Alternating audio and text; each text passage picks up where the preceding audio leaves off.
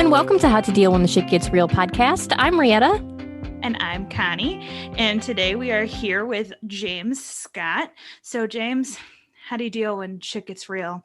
In other words, just, explain to our listeners a little bit about yourself. So I'm James Scott. I am originally from Glasgow, Scotland, and now reside 40 miles east in Edinburgh, Scotland. I've been in America in and out since I was a kid. Got a long history, kind of adopted family over there. So came back and forth quite a bit, and that's how I got into sports and started a sports podcast. Oh, awesome. What's the name of your sports podcast? Well, it started off as a podcast. It's now a podcast network. So it's Across the Pond Sports Network. We've got Across the Pond Sports Podcast, which kind of covers your NFL and NBA.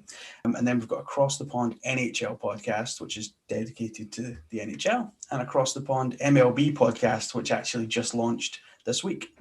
Awesome. I love it. So out of all of those sports, which one is your favorite? Played basketball since I was about 10 years old. And I got to see the Dream Team back in 92, which is what kind of got me into basketball. Yeah. Back in Barcelona. Oh, that's awesome. To see them in Barcelona? Also, I didn't get to see them in person, unfortunately. It was on TV. I was like, they went to Barcelona? That's really cool. I wish. I probably wouldn't have known the gravitas that I was in if I had been there. But yeah, you got to see it on TV because in the UK, there was nothing. There was like a big break between like the last track and field event and the like closing ceremony. So they had nothing to show. So they just showed the gold medal game of the basketball. So that was the only reason I actually got to see them.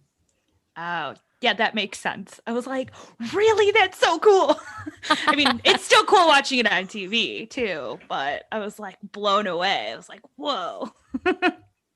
So what has drawn you to sports? Not even just basketball, but like all of them. So I started off with basketball. Basketball was kind of my big thing, and I played in high school and just kind of continued that. And it was a good way, obviously, to stay fit, healthy. And, as a kid, you start to have dreams, you want to go to college, you want to play in the NBA, that kind of thing. And then probably mid-90s, I found American football, or as you guys call it, football. Someone gave me a Dallas Cowboys t-shirt for Christmas. I couldn't even tell you who it was.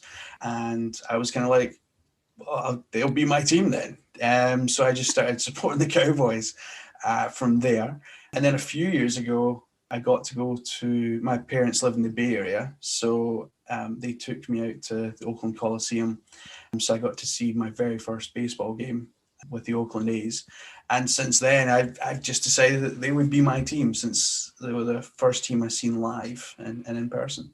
Yeah, baseball is so different when it's live. I have a harder time myself on TV. I mean, well, postseason baseball is amazing. I can watch that on TV, but regular season can be harder. But in person, like you can't. It's amazing. Plus the food. I'm there for the hot dogs all the way. 100%. I mean, I pigged out when I was there, to be fair. And the way it worked is we were at the Oakland A's in the afternoon, and then in the evening, my basketball team, the Utah Jazz, they were playing the Golden State Warriors about 100 yards across the concourse. So we went from like the Oakland Coliseum right into the Oracle Arena to go watch that. So it was really, really good timing. A day full of sports. I love it. I was so sad when the Cowboys got rid of Cole Beasley. I love Cole Beasley. So when he left, I was like, no. I love that your team is like, well, I saw them in person. You are now my team. This is my team. I saw you in person. Done. I love that rationale because other people would be like, no, it has to be this team because they have the best stats. It's like, no, it doesn't matter. Definitely not a glory hunter. We call that in the UK people who would go and support like Manchester United just because they're the champions. So I'm definitely not one of those. I did when I was younger. I got called that because I was a Cowboys fan, but I was like, well, they've not won a Super Bowl since then, so not my fault. Well, and that's an even purer reason. It's like, well, I got a t-shirt. They have to be my team now. I'm wearing the shirt. Yeah. Yeah, we call that bandwagoning here in the U.S. I'm a Blackhawks fan, so I get accused of that a lot. And I'm like, no, no, no. I remember when they were freaking terrible. Not a bandwagon. And when you live in Chicago, there's no other sport. You are going to like the Blackhawks. Yeah, that's Yeah, it. Bulls. For me, at least for my household. That's what I was they gonna were say, like, you will like the Bears, and you will like the Hawks, and you will like the Sox, and you have no choice. Wow. Because when I was growing up, obviously in the 90s, the Bulls and the Jazz had their 2 years of NBA finals. So like I'd be up till 5 a.m. watching those NBA finals and go to school the next morning, just like, I'm going to go to sleep now. Basketball is like the one sport that I honestly don't know much about. I do remember the Bulls because I was a young kid being huge in the 90s because everybody was watching it. That was Michael Jordan. That was like the prime time. But other than that, I couldn't really tell you much about basketball myself anyway. So first started reading about you and we had first chatted. You talked about that you have, if I say this wrong, please correct me, neurofibromatosis. Is that right? Close, really, really close. Neurofibromatosis. So yeah, there's 3 stages of neurofibromatosis. Stage 3 is like you get, when you put a coffee cup down on a bit of paper and it leaves like that ring around, that would be on your skin. So it's non-cancerous, it's non-invasive, it's just like a mark on your skin. The second one, which is the one I've got, basically you get small growths, basically tumors that grow off the ends of nerves. And it can happen anywhere in the body. For me, when I was younger, it wasn't in the great places that they decided to grow, but it was what it was. But and number 1, if you have neurofibromatosis 1, that's elephant man disease. So I don't know if anyone ever seen the film with Cher, but that's basically that. But I've got number 2, so I count myself quite lucky that the tumors aren't cancerous. I think statistically, I'm very unlikely to ever get cancer because of that. So I do count myself exceptionally lucky. And it's funny because Hawaii actually kind of plays a role in my story. Because the shit really didn't get real for me until I was like 19. Because I was so young, the first tumor I got was under my eye when I was about 8 years old. It was turning my eye vertical because as it was growing, it was like turning the eyeball. I'm so sorry if anyone's squeamish. And so the doctor called my mom in and he's like, oh, we're going to do a CAT scan and stuff. And they were kind of like, right, okay, so we've done a CAT scan. There's quite a big mass there. And we had this doctor, Dr. Dale. I'll never forget his name because he's a complete douche. And he was an ENT surgeon. And I was 8 years old and cocky and arrogant and stuff. So I was just larking about. And he turned to my mom and he said, right, so you're probably not going to have James for Christmas. So this was October. And so, yeah, my mom didn't take it well, as you can imagine any parent really wouldn't. And she gave me a big hug and I'm like what's going on? Well, what? And I really didn't kind of deal with it in terms of acknowledging it. I didn't acknowledge it at all. And they said, oh, we'll get him in for a biopsy and all the rest of it. So biopsy came back, it's non-cancerous. And he says, right, we'll just schedule and we'll get the tumor out and bing, bang, bosh, and on you go. And that's what happened. And where it took a bit of a turn for the worst was about 3-4 years later. I was starting to get regular scans in my head because they were worried that I had a regrowth and all that kind of thing. So, and funnily enough, yeah, a regrowth happened. And however, this tumor had gone a bit deeper. So it was a bit in under the brain. Dr. Dale, on coming back from one of his many golf trips to Singapore, decided that he would go in through the old scar in my face to go and kind of get that tumor out. He said, yeah, it's not a problem at all. And he said, yeah, I can consult with a neurosurgeon. I'll probably do that. This is a small fry to me. So went in, had surgery, woke up a bit groggy, watched Star Trek 6. At the end of Star Trek 6, my mum turned off the TV and I was like, I was going to watch the news or something. And by this point, I'm 14 and I'm kind of a bit older, but not a bit wiser, probably even more cockier than normal. I still just didn't care. Like, I was just like, all right, okay, I've got to a hospital, I've got to have surgery, right, fair enough. And so at that point, my mom turns to me and she says, oh, I need to tell you something. I was like, oh, what's that? They didn't get the tumor out. And I'm like, what do you mean they didn't What? get the tumor out?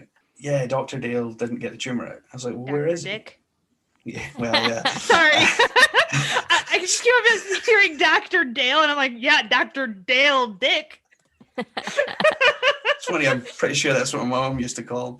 But yeah, so I was like, well, where is he? And she's like, oh, he's not come in. He basically told me and buggered off, probably to Singapore to play golf again. You're going to see this neurosurgeon tomorrow. And I was like, all right, okay, fine. So this neurosurgeon walks in my door, little short ginger guy. I just laid it out on him.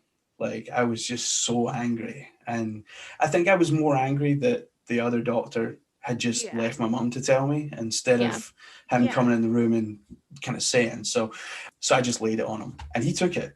And he took a lot. And at that point, being that young, I'd never used bad language in front of my mum.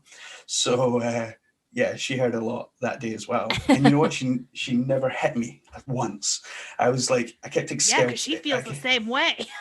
Exactly, because I kept thinking I'm going to get a slap in the back of the head in a minute and told to shut up. But like, she just kind of let me go and get it out. But this Mr. Statham, Patrick Statham, sat there and he kind of explained to me nice and calmly, like what he was going to do. And he'd looked at my scans already and stuff. And, you know, he kind of brought me around a little. And he said, we're going to engage with other surgeons. This is actually going to be such a big operation. It's probably one of the biggest ones he's going to have done in his career by that point. And at that point, he is quite young. I think he's in his late 30s. So for a neurosurgeon, I think that's probably quite young. But he says, what I'm going to do is we're in October, November. I'm going to let you go, enjoy Christmas, and we'll do this in February. And I was like, oh, okay. Can't we just do it now? And he's like, no, it's best if you kind of recover a bit and, you know, rest up. And I was like, all right, cool. So I did a whole bunch more kind of scans and everything. And obviously it was coming to the stage where they were explaining the surgery and that they were going to crack my skull open and basically displace my face so that they could get into this tumor. So they're going to like break my jaw and all this kind of stuff. And I was like, hang on, like people are going to like be messing around with my face. Like it's going to kind of go back together. Like I'm not like Humpty Dumpty or anything. And my mom was kind of like, no, they're going to put you back together. And I would hope so. Yeah, you know, they talked about deficits. It's like muscle and all the rest of it in the face, but they didn't really kind of go into details. And to be honest, I didn't really care at that point. I was watching basketball, I was playing basketball, and shouldn't have been because I just had surgery. So I was getting in trouble for that. But February came around, and the day before surgery, I was a big Star Trek fan back then as well. In Edinburgh, they were having the launch of Star Trek, the exhibition. And Marina Sirtis, who played Deanne Troy, was going to be there. Some very kind people at the Arts Centre in Edinburgh said, would James like to come present flowers to Marina Sirtis? Awesome. I was like, wow, that's amazing. And I was on the front page of the newspaper that day, and like the local newspaper, because like this was a big surgery and it was kind of a big deal. So they were kind of like, yeah, we'll have James in, you can take some pictures and all that. And Maria Sirtis, by the way, was lovely. She was so nice, really chatty and stuff. I imagine her being really lovely because she's such a mellow character. I feel like it would translate. Yeah. Oh, no. And you know what caught me first, though, is because she was on Star Trek. She had an American accent.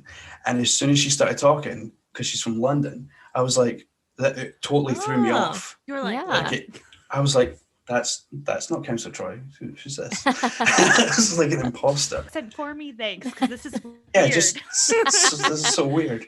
So that was like the day before, and then the next day I was going in for surgery. And again, I really didn't understand the gravity of the situation at all. I really didn't. I decided to go in and take my Sega Mega Drive and everything else and TV, because I was going to be in for a while. And Mr. Statham came round and does his pre-op and everything. And again, he's telling me the surgery and he's saying like all this stuff's going to happen and I'm not going to be able to walk for a few days and all this kind of stuff. And it just went right over my head. And I don't know if I didn't care, but I just didn't want to think about it. So I wake up from surgery and I look like I've gone 10 rounds with Frank Bruno or Mike Tyson.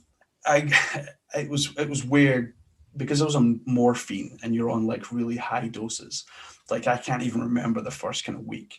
But what I do remember is, and this is why I've never ever tried drugs in my life, like I've never even smoked, because coming off morphine was like the worst feeling in the world.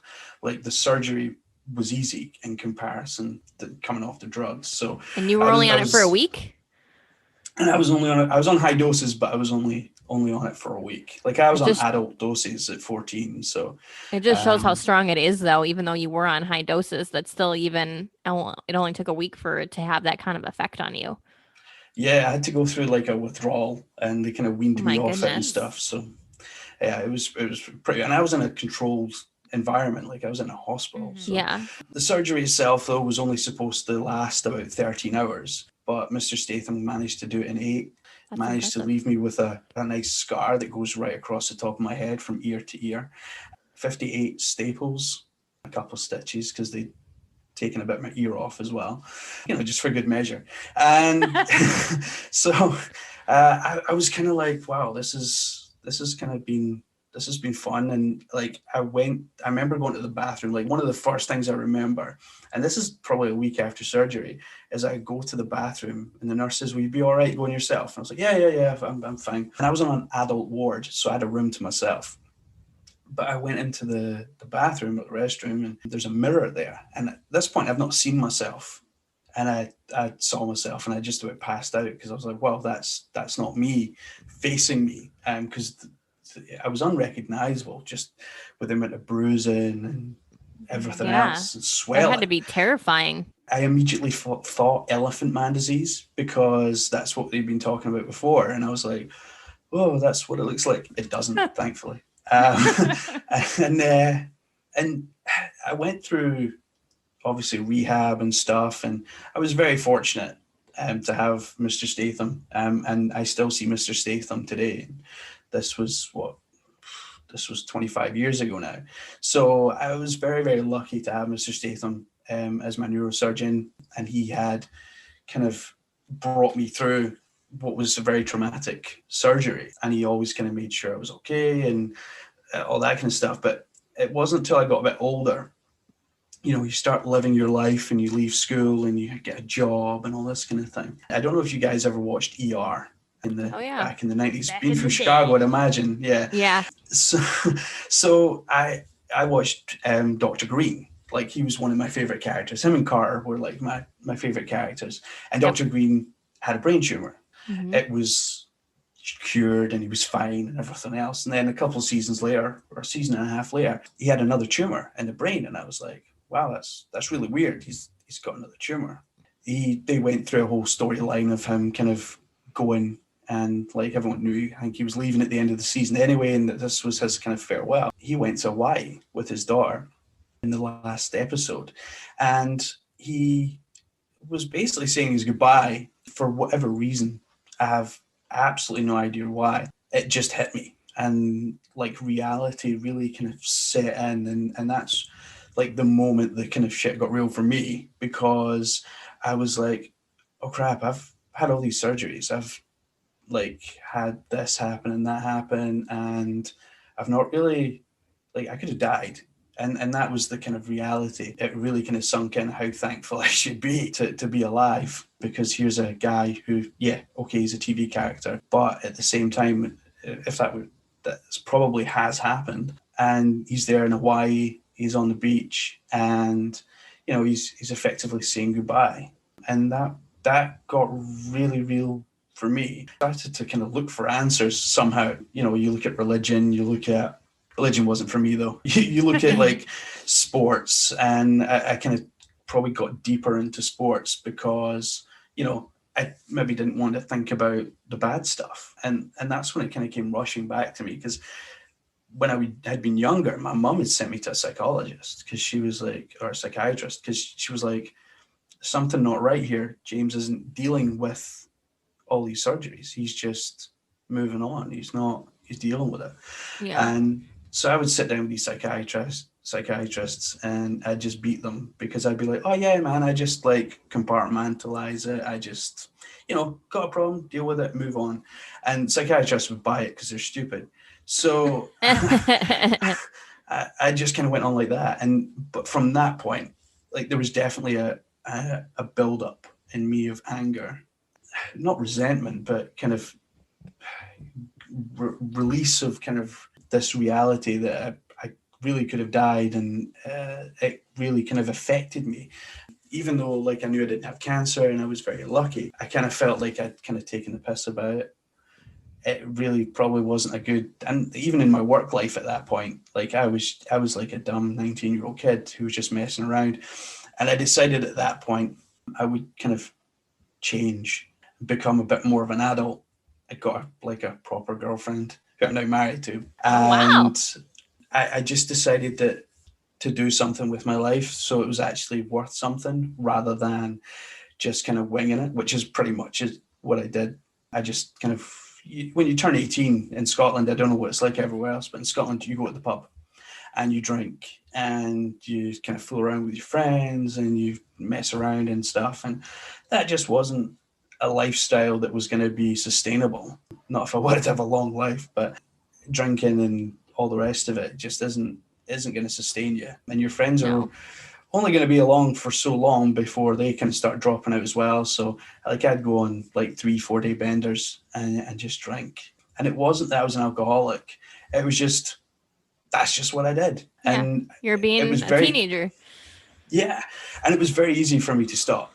I just stopped cold turkey, and I was like, so I had the odd drink now and again, and that was it. So I was kind of happy with myself in that regard. But I think for me, I got to a place where I needed help.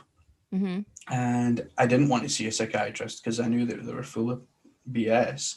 Mm-hmm. So in Scotland, they have the Church of Scotland, and it's a Protestant church. However, what they do is they offer counselling services. And so I went to them, and it's totally non-religious counselling services. It's not like a priest or a minister or anything you meet with. It's basically a volunteer who kind of sits and listens and talks you through your problems with you. And so I sat with them for probably about 20 weeks and kind of talked through like the kind of issues that I'd had and what I needed to kind of get back to feeling me again. Because I do feel like after that, it's weird, after that episode of ER, I really didn't, I looked at the world completely differently and really didn't feel like I kind of fitted, if that makes sense. So why couldn't you walk after your surgery? I know I'm kind of backtracking a little bit, but what part of it, like, why couldn't you walk? It's just because it was related to your brain? It was nothing to do with the brain. It was just the amount of drugs and stuff that they were going to pump into me. They didn't want me. Gotcha. They didn't want me walking in case I fell and hit my head. I don't think that's something that's like a normal protocol, but I think it was just because of the size of surgery and the amount of drugs and stuff. Like, okay, that makes sense. I was like, dude, did they like get something in there that you couldn't like? I was like, whoa, that was huge, but that makes more sense too because they just had your head open, so they don't want you to fall and hit your head open. Mm-hmm. Yeah, because that would have been bad. That would have hurt a lot. Morphine probably would have kicked in again, but yeah, it was just a precaution, I guess, just to make sure that nothing bad happened. Gotcha. So all the surgeries you had have they all gone back to growth, or have they all gone back to that same one with your head, or have you had different? So since then, I've had tumors all over. Okay. So I think when I was a kid, they all kind of grew in my head and my face and stuff, or neck up. But That's since annoying. then, but since then I've had one on my shoulder. I've got 3 in my hand. I've got 1 on my wrist, and they kind of just grow all over. I've got 1 on my kneecap. Does it make your like joints like uncomfortable and stuff, like the kneecap one and whatever else? So I have young kids, so trying to kneel down is quite uncomfortable because the tumor grows off the end of the nerve, so it causes that kind of response. And then about 10 years ago, I started getting a really strong pain in my face, and it was almost as if someone was like stabbing me with a knitting needle like in the eye. Ooh. And I was like this, and I was kind of like, yeah, this isn't fun. And I went to a doctor, I didn't go to my guy. I didn't go to Patrick Statham because I was like, oh, this is my face. I'm not going to go to him for that. I went and they were like, yeah, there's something not right there. We're going to give you a scan because you shouldn't be kind of in that much pain. Kind of started prescribing me strong painkillers. Turned out I had another brain tumor. Goodness. I was kind of like, son of a gun. Well. Yeah. And by this point, like I'm married, we were expecting our first, I think at this point. Oh my gosh. So our first son was coming along, and yeah, I was kind of like, I could really do without this happening right now. Yeah. We've got so much For sure. else. I think my wife could as well. Yeah. And I've seen some doctors and stuff, and they were kind of like, where it is, it's actually growing where the last one was kind of taken out. So there's a bit of space there for it to grow. And I was like, all right, cool, I can live with that. So a few years had went by, and they said, right, okay, it has grown. So what we're going to do is we're going to send you to Sheffield. Now, I'm in Edinburgh up in Scotland, and Sheffield is down in England. Mm-hmm. And I was like, Sheffield, really? Yeah, there's like this gamma knife radiation therapy you can get.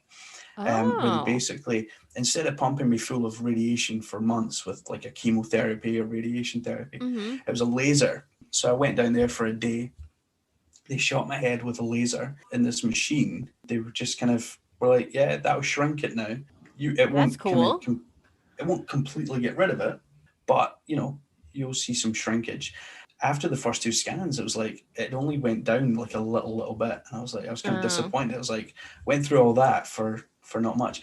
But in the years after that, like it showed significant, because I didn't realize it was like a slow releasing radiation. Oh, it doesn't happen right away. Okay. Yeah. So like I was like, after 2 years, I was like, come on, this is terrible. Like the doctor's calling it a win, and I'm like, no, I don't think so. But then after a few years, it did shrink quite substantially, and it hasn't grown since. And that's so good. It's been like eight years or so that since I had that. So quite happy that it's kind of gone, or it's still there, but it's kind of not grown any. So I still have other tumors around.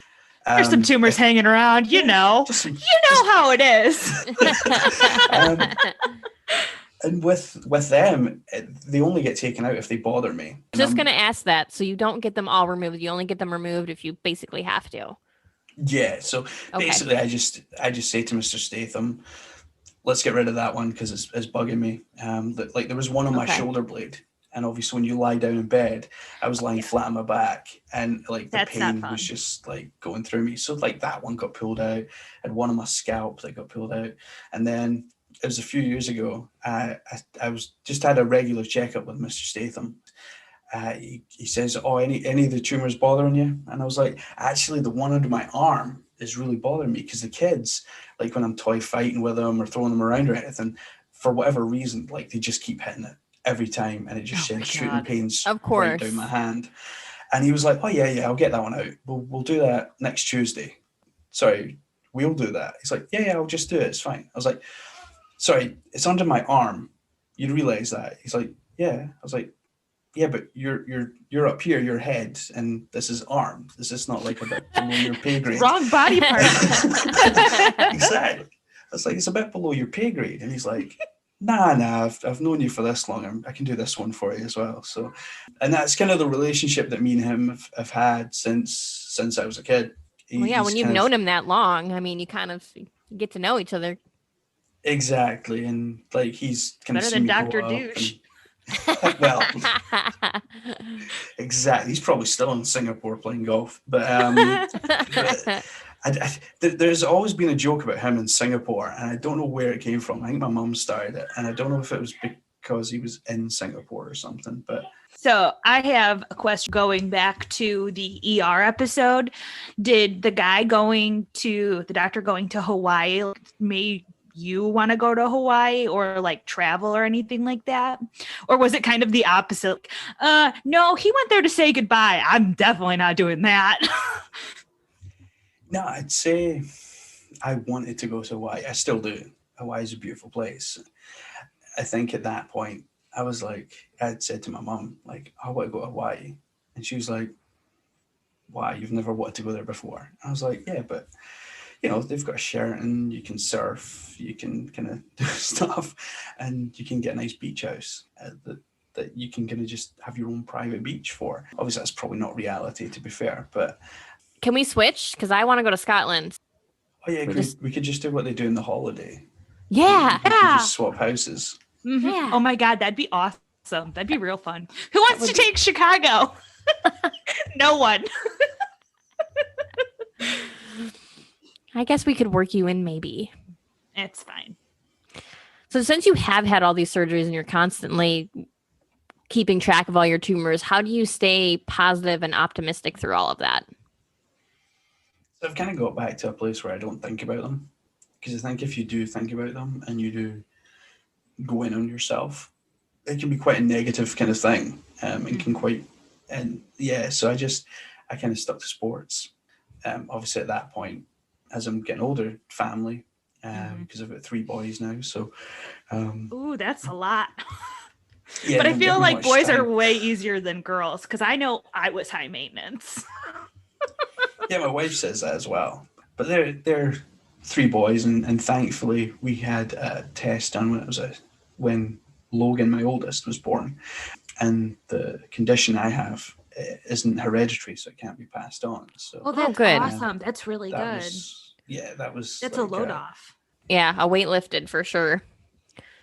Plus, you can talk sports with them. I feel like I'm kind of the rare one because my dad and me, we bonded over sports, but with boys, it's even easier. So you can pass that love on to your boys too, and it gives you something to bond over and talk about.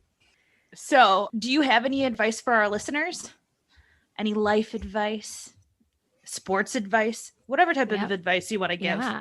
I think don't take anything too seriously. If you're in a hole and you have a pile of stress coming your way, don't deal with it how I did and just like fawn it off as nothing. But I think talk to people and talk to the people you're closest to, because I think certainly as I've got older, like I talk to my wife about things all the time and we can talk through tumors, or 2 of my boys are autistic. So like obviously we talk about them quite a lot. So I think if you talk to the people that you know that care about you, and they're going to look out for you and they're not going to give you any kind of bomb advice. So, and sometimes it's better just to talk about it, just so it gets it off your chest. And it's kind of a bit of a release. And I found that when I was going through the counselling, like I felt so much better after it, because I felt like I'd kind of got it off my shoulders.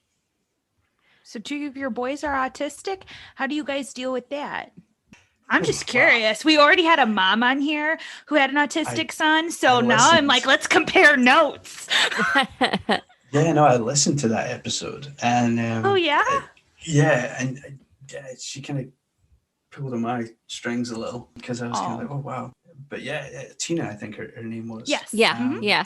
And yeah, so our first son is autistic, and it was weird for me because like I'm usually the one that has the medical issues. So it was, I went through about a year of denial that he had autism. I was like, no, he's going to grow out of this. It's fine. It's not autism. Like I knew what autism was and I knew it was a thing, but I was like, yeah, he's just slow developing.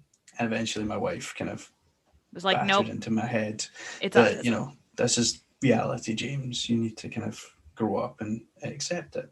And that's where that talking comes in, or a slap around the head, whatever works. And then, so that was fine. We kind of went through with that. And in Scotland, it's different in America, because you have like 3 stages in America, whereas in the UK, you have this massive spectrum of autism that like is just so big and vast that no one actually understands it, I don't think. So we kind of dealt with it, and he's verbal and he talks, sometimes doesn't stop talking. Wonderful. And he enjoys dinosaurs, and you know, he still has meltdowns, not very many. How old is your oldest? Younger. So he's 11. So he's kind of gone through non-communication to being very communicative, and that has made a massive difference. And then our second son, Carter, he was born, I think almost straight away we knew because of the first, because of Logan, that there was going to be a similar trait. He very much showed that he was autistic, but in different ways. And it was really weird because we were trying to work out, because autism is such a wide thing that no two kids are the same. Yes. And that's where we kind of struggled a little bit. So we had to kind of learn what Carter's ways were. Now he's non-verbal. He's 5 now, but he's completely non-verbal. And with him, it's been a lot more difficult because obviously he's getting to that age where he's going to be going to school. Now, the laws or the regulations in Scotland and Edinburgh is we have a local authority that thinks that every kid should go to their first year of primary school, regardless of ability. Now, they're talking about sending a kid that can't talk, that still wears a nappy, that still has a dummy. They're talking about sending him to a mainstream school. Yeah. And so me and my wife, this is a fight that me and my wife are going through just now, is that we're like, no, that's just not going to work. Gonna happen. Like, it's just not going to work. Yeah. And like, he's just in his own bubble and he doesn't kind of care what's going on around him. We had a little accident and we had a third. So Cooper came along about 18 months after Carter, and he is not autistic. And he's actually been more of a challenge because we were so used to autism and Logan and Carter. And you're like, whoa, normal? I don't know what to do with this. Exactly. And he's like a little Tasmanian devil. Like, he flies around, he's sociable and he likes to show off. And that also answered my question, because I was going to ask if you debated having a third child because your first two were autistic, and apparently he was an oops. Yeah, we didn't get a chance to debate it, but we have talked about maybe having a fourth, but I think we're not gonna, because I think the 3 autistic is a lot to deal with. Oh yeah, you've already got 3, and 3 autistic or not any kids. I mean, that's a lot of work no matter what. Mm-hmm. And to be honest, I don't have to deal with it because I'm at work all day. So in all fairness, like, it'd be selfish of me to say, yeah, we're having another kid, because it's my she's wife the one who has to. that's at home. Are all your podcasts your work, or do you have a regular 9-to-5 job as well, or is it just the podcasts? No, I have a 7 to 4 job. So I'm an engineer. Telecommunications engineer is the official title. But basically, I put fiber optic cable in the ground so people can get faster broadband. It's in Edinburgh, being such an old city, the kind of boxes that we've got in the ground and the kind of ducts that go under houses and under the ground are quite old. So it's quite a challenge actually to get, like, upgrading them and stuff. Yeah, because no one thought 50 years ago when they were putting these in that anyone would actually go back into them. So we open them up, and sometimes these haven't been opened up for like 50, 60 years. So you do see some sights. That's like from a horror movie. Like, you open an old thing in the ground and something crazy comes out. And then you're haunted. The end. You're a busy guy then, between what you have the whole podcast network and your job and 3 kids and your wife. Like, how do you do it all? I usually don't go to bed till about 2 a.m. Wow. But I don't. You're living life to the fullest with all of the time. So normally what would happen if we weren't in like a pandemic is I'd be coaching basketball. So basically I've replaced coaching basketball with a podcast. And then out of that podcast came a second one and a third one. We've got a fourth one on the way. So it's been, it started off as a bit of a joke doing a podcast, because I was kind of like, I want to talk sports. No one will want to hear me. I'll do 5 episodes and no one will listen. So I'll just stop. But I did 5 episodes and people listened. And I was kind of like, oh, well, I'll maybe do a couple more, see how it goes. And then I met a lady on Facebook, Katie Brinkley, because I couldn't carry off an NFL show myself because my knowledge is good, but it's not like amazing. So I kind of was looking for a guest or a co-host, and I bumped into Katie Brinkley on Facebook in one of these kind of group chat things. She was like, yeah, I'll come do it. And we did our first episode without even talking to each other beforehand. And we were just kind of messaging each other because she's from Colorado. So we kind of just decided, let's go for it. So we did our first episode, and it was only going to be a guest spot, but it was kind of apparent to me that she knew football really, really, really well. And I said to her, like, can we do this again next week? And she's like, yeah, fine. I love talking football. And we just kind of went. As the season went on, we were doing 2 episodes a week. Plus I was doing an NBA episode, and we just kind of just kept going, and people kept listening, and, you know, we're getting ratings and reviews and all that kind of stuff. And it was great. And it felt great. It was meant to be. Yeah. And then she said, have you thought about doing a hockey podcast? And I was like, well, I'm not really a big hockey guy. So it's never been, I mean, other than watching the Mighty Ducks when I was a kid, it's not really anything I've thought about. God, I love the Mighty Ducks. Yeah. But our husband, Josh, is a big hockey fan. He's a big Avalanche fan. Okay. He was like, yeah, I'll do it. And I was like, well, okay. Because the whole concept of Across the Pond was me covering sports from across the pond. Right. But it's kind of evolved, and now it's Across the Pond. We've got a host in the UK and a host in the US. So that's perfect. So I do the NFL, NBA. Katie's like the NFL American side.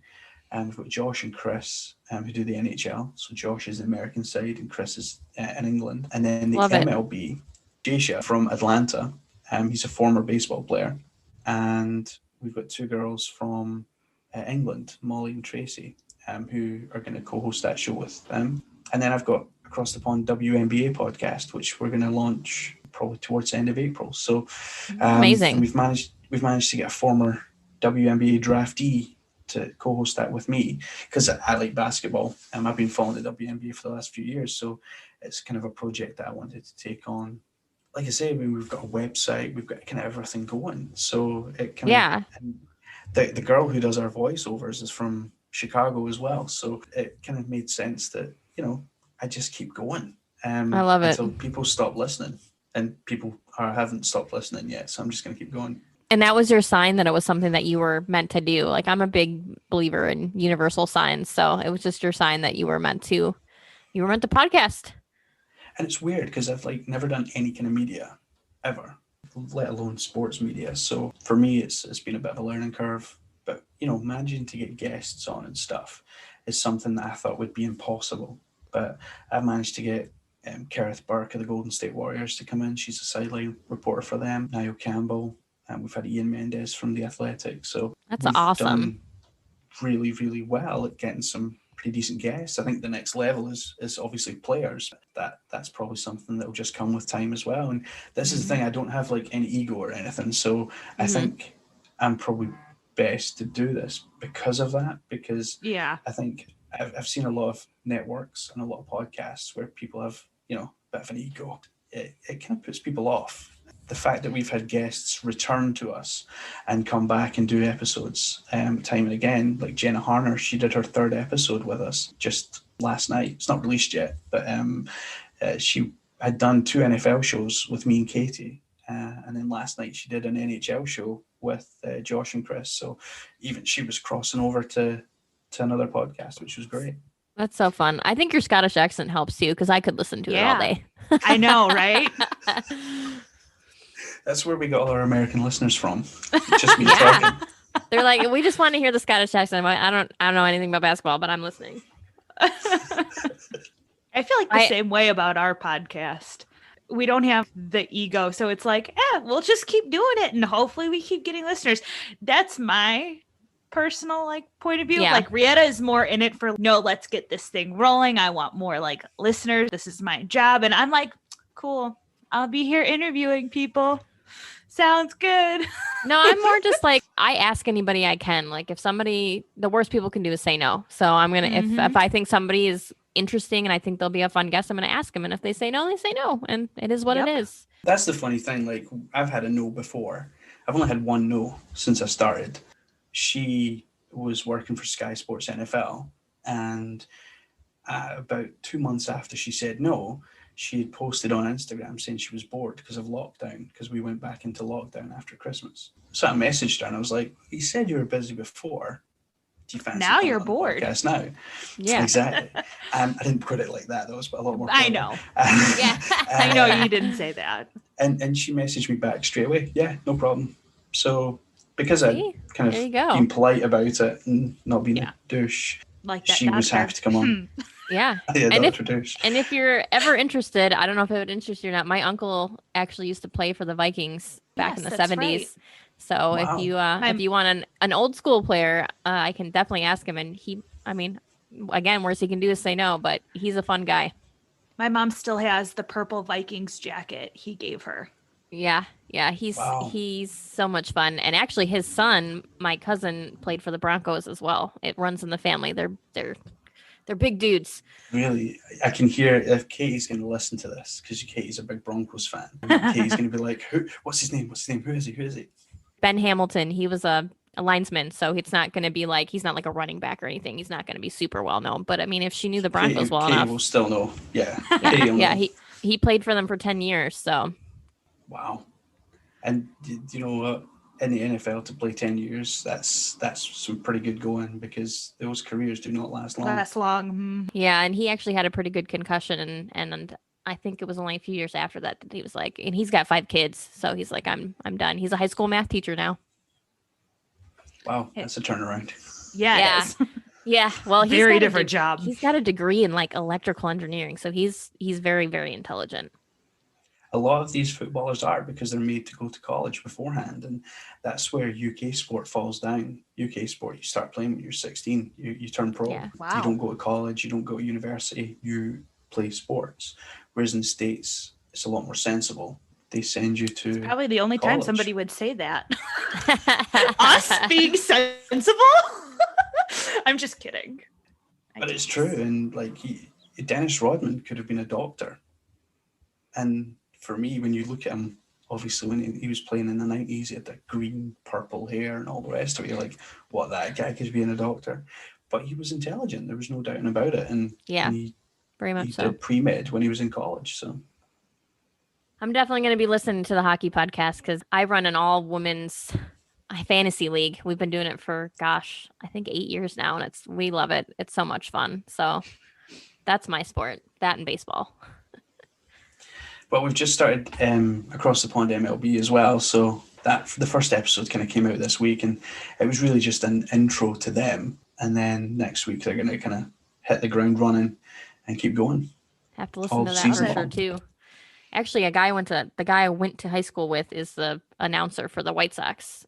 So oh, really? It's always fun to see people how they're coming out in sports. It's great. Yeah, Jason Benetti. I don't know if you know well enough, Connie. I don't. But yeah, he's like the color guy for the Sox on TV. I went to high school with him. Awesome. All right, so I think I have one last question. If a genie gave you 3 wishes, what would you wish for and why? I'm throwing in some fun ones here. Okay. 3 wishes. Wow. And why? And why? Lifetime supply of steaks. Yeah. And after my own heart. Because you need iron. Yes. And steak is delicious. Yeah. A trip to Hawaii, because that's on my bucket list anyway. Definitely a trip to Hawaii. All expenses paid now. Oh yeah. To Hawaii. I mean, you have a genie, got to make it all expenses paid. And I want to make sure I'm in the penthouse suite as well. First class and all that. Has to be. You're asking a genie. Sky's the limit. And probably a season ticket to the Utah Jazz. Ooh, all right. Makes sense for that. I knew there was going to be a sports something in there. Yeah, I knew it at some point. I knew too. And probably I'd have to throw in a meet and greet with Donovan Mitchell with that, because he's a player that has got so much maturity for such a young guy. I love how he kind of goes about his business, and he's, for a young guy, I look up to him. So just the way how he kind of presents himself off the court as much as on it. That says a lot about a person, that you look up to him, even though he's younger. That really speaks volumes of the kind of character he has. Yeah, he does so much. Like ever since he was drafted, like he didn't like go out and go crazy buying cars and all the rest of it. He bought a car for his mum. He bought a house for his mum, and like he's very much family orientated. He looks after his little sister, and he does a lot of things in the Utah community that, although I'm not in Utah, I get to hear about it because I've got friends and family there. So, and yeah, he he's just such a kind of mature guy that you're just kind of like, I think a lot of people are drawn to him. Yeah. And that's probably why Utah have managed to get some of the free agents that they have over the last couple of years, because they've seen what he's been able to do there. Well, we're going to put the juju out there that maybe you won't need the genie and he'll come and be on your podcast, or you'll meet him or whatever it may be. That would be awesome. And you'll go to Hawaii and get lifetimes full steaks. Oh, yeah. Telling you, house swap, man. I mean, it's not a horrible idea. Oh my gosh, my husband would be in heaven. He is a huge, well, we both are Scotch and whiskey people, so we'd be like, let's go all the distilleries. They're all up north, so but you'd have a good base to start from. That's all right. That's all I need is a base. So this is how to deal when shit gets real. Thank you for coming and talking to us, James. Check us out on Instagram. Leave us reviews. Message us if you want to interview with us. And we'll see you all next time.